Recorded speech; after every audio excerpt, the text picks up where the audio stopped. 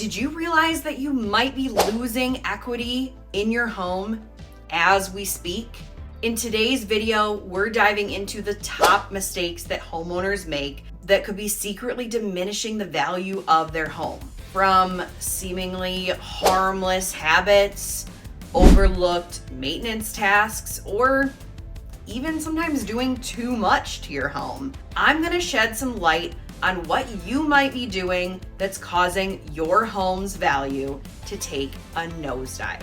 Now, this is important stuff to know, not just as a homeowner, but someone that down the road will likely consider selling their property, getting a home equity line of credit, or maybe a cash out refi. The value of your home from someone else's eyes matters.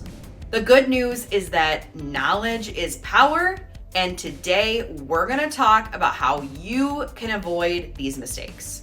And be sure to steer clear of these pitfalls to ensure your home stays a solid investment for you. Neglecting the exterior of your home and its curb appeal is a huge mistake. I'm sure you've heard that first impressions really matter, and when it comes to the value of your home, the exterior of it is what people see and judge first. If you have a cracked driveway, peeling paint, and overgrown landscaping, it's going to plummet your value. Fix the things that you can on your own, and then budget and hire a professional for what you can't do. The exterior maintenance is such an important part of home ownership because issues here can cause costly, bigger problems down the road if you don't take care of them. I can't count the amount of times I've been at an inspection and I've heard that the downspouts needed to be extended, or just additional dirt needed to be added around the house to grade the ground away from the house and keep water from intruding around the foundation. Both of these things are super simple, and a homeowner can solve them themselves as a quick, easy maintenance item. Some of the tasks that I recommend you take on as a homeowner are landscaping, downspout extensions, power washing, tightening railings, and maybe even creating a stone walkway if yours is in need of repair. Leave the roof, chimney, or foundation work to a professional. Next on the list is over-personalizing your home. While it's essential to make your home reflect your personality, too much personalization can really deter buyers if they can't envision themselves living there. Try to avoid unique or eccentric decor choices and colors, and opt for neutral colors and styles that are gonna appeal to a broader audience. I was once in a house that my buyer clients called the circus house because literally every room was a different neon color. It was a lot. Another example of this is sport fanatic rooms. Think like floor to ceiling decor, paint, those giant decals. If you're selling your home, this needs to be toned down to ensure that you're gonna get the most for your home. You want a buyer to be able to envision living there, and that's really hard to do if it's radically decorated differently than the average home might be, or how they might envision their future space to look. This next one might be a bit surprising, but it's honestly a secret killer of value in your home, and that is doing nothing. You move in, you just go about your days without updating anything in the home or worrying about maintenance. Now, there's plenty of people that don't care about paint colors, they don't want to do renovations, and I totally get that. They just want to move in and relax. And you can mostly do that if you want. What I want you to focus on is routine maintenance checks and items in your home that might be covered under a warranty. Not only will this keep everything working well for you and saving money for you in the long run, since things won't break as easily or need to be replaced, it's going to keep its value, and in some cases, it's going to even add value to your home. Buyers like to see that you've cared about your home when you've lived there.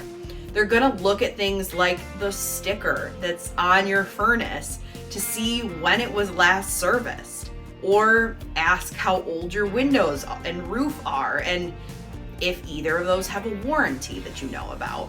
When a homeowner can show that they've kept up on this routine maintenance, it always makes the selling process smoother, and it entices more buyers to look their way. Less questions means more money for you. Now, one more note on this one, you don't have to drastically change the home and update it, but if you've lived in your home for upwards of 10 to 20 years, you should make some updates. Get rid of the 80s wallpaper, that horrible wall of mirrors, and forest green carpet. Another big mistake you can make is cluttering your home too much. This is an easy one to get trapped in, unfortunately. You move into a new home that's bigger than you were used to before, and you start to just accumulate things. It happens to everyone. After a while, you start to move the things that you no longer use or need to the basement, the garage, stuff it in closets, and don't even get me started on if you have kids through this process too. That's only going to double your clutter. Trust me, I'm living that right now with the baby. As this happens over the years, your space is gonna start to feel too cluttered. And this is a killer for value with buyers.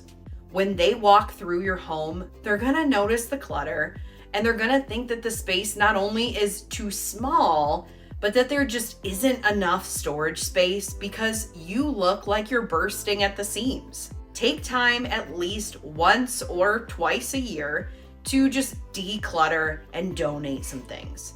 If you haven't used it within the last year, you're likely not going to use it in the future. The last and probably most important rule when it comes to not hurting the value of your home is that you don't want to over improve it. Look at your neighborhood and talk to a realtor about what the values of the homes are around you. You want to make sure that you're not outpricing yourself from the neighborhood. What I mean by this is that if you bought your house at, let's say, $350,000, and then the other homes sell at most $400,000 in your neighborhood, you're likely not gonna want to be putting in a $150,000 renovation. Over the years, yes, you can expect the value of your home is going to be going up and appreciating, but you want to be conscious of making sure that you're going to get that money out of it when you go to sell. There's nothing worse than talking with someone about selling their home and they mention how much they need to get out of it to break even from a renovation project, and then having to tell them that they won't be anywhere near that amount. If you bought your home at the height of the market, or you were like a lot of people in the last few years and had to pay way over the appraised value, you're gonna wanna be especially careful. Now, this can change depending on how long you plan to live in the home after you complete the renovation, but I think it's always smart to reach out to an expert, get an opinion before you make that huge investment. I talk to clients about this all the time, and we make a game plan for whether it makes sense to go ahead and renovate their current space or just leave it as is and find a new home that fits their needs better. I actually ran into that myself when I thought about extending onto the back of my first home and realized it was going to well outprice us for the neighborhood. We opted to sell that home and take the equity that we had from the small DIY projects we did and then put it towards buying a new home that checked off more of the boxes of the needs that we had at the time. And if you'd like to check out a video about small updates that you can do around your house to add value, be sure to check out my video on that topic. It's gonna walk you through my top 7 ways to update your home on a budget. And it's exactly what I did to my first home, which resulted in us walking away with over $100,000 in equity to take to our next house. Becoming a homeowner is not without a bit of work, both as an investment of your money, maybe some elbow grease, and definitely some research to make sure you're making smart decisions. Putting in that little bit of effort now to avoid some of these pitfalls and protect the value of your home can pay off big in the long run. If you found this helpful and you want more tips on home ownership, don't hesitate to reach out. Whether you're buying, selling, or you're just looking for advice, I'm here to help and would love to do so. So drop a comment below, hit the subscribe button, and let's keep the conversation going. Together, we can make sure that your home remains a valuable asset for you and an enjoyable place for years to come.